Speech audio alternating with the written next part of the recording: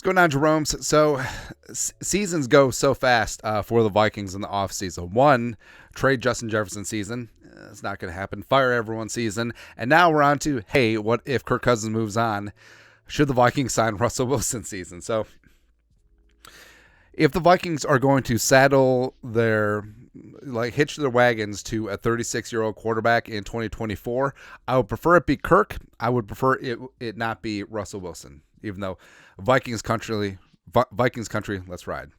And it's so funny because all the speculation is rampant right now. I mean, there's lots of things, and the Vikings are betting favorites to land Russell Wilson in terms of futures bets, but I'm buying it. But Purple Persuasion putting out, according to Jeremy Fowler, ESPN, don't rule out the Vikings as a possible Russell Wilson destination. Quote, don't be surprised if Wilson is intrigued by Minnesota, assuming Kirk Cousins doesn't resign with the Vikings, a big if, end quote. Now, it would be one thing.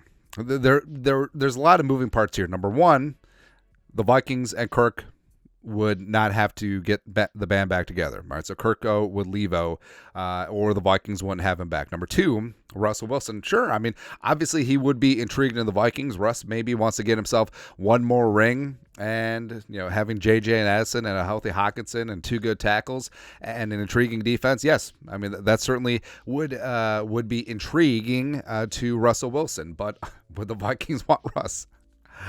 I really hope not. Again, if the Vikings are going to run it back with a 36-year-old quarterback, I would prefer it to be Kirk Cousins. And Russ, I mean, Russell was great during that peak stretch with the Seahawks, and I don't think he's a Hall of Famer. I thought that he was borderline. But you saw, you cannot just plop in a veteran quarterback in a locker room and expect him to just run the show. And Russell Wilson was not a good fit with the Broncos, and you could tell that the team was not buying into his rah-rah BS. And with the culture that Kevin O'Connell and Kwesi built up here, I don't think that having a short-term mercenary deal with Russell Wilson makes sense. I really do not. But the moving parts would be, if Kirko isn't backo, then the $28.5 million void year dead cap charge all comes due versus being spread out for 4 years if he resigns. Now, what's interesting about Russell Wilson is, so the Broncos, they're done.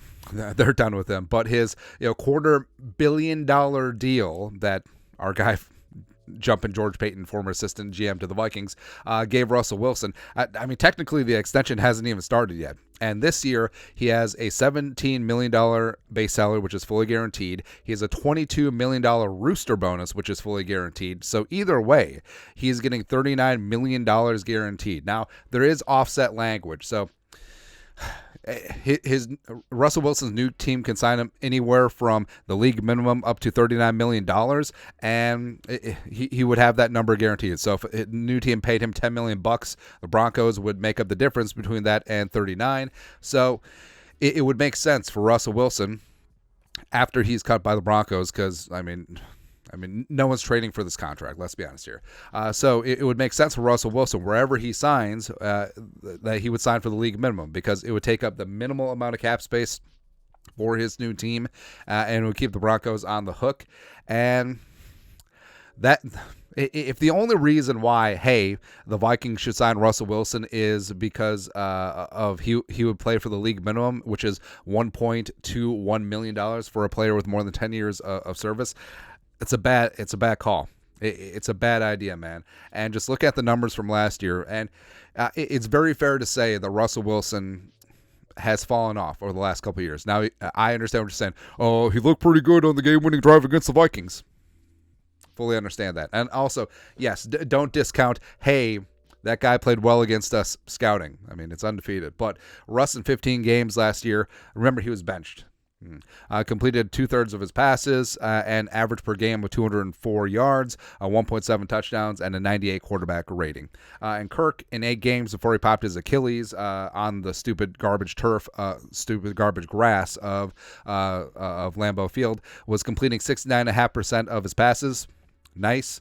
Throwing for just under 300 yards a game, 2.3 touchdowns a game, and also 103.8 quarterback rating. So in every single black and white analytic statistical category, Kirk Cousins was basically better than Russell Wilson. And also just eyeball test, where Russ and Kirk are two different 35-year-olds going to be 36-year-olds. Like Russ, it's clear that he's lost some velocity, he's lost some accuracy, and he's lost some, and also he doesn't have the same decisiveness that he's had, with his peak Seattle years. Also, you do have to factor in that Russ in Denver has had to learn a new offense every single year, and if Russ did sign with the Vikings, he'd be learning his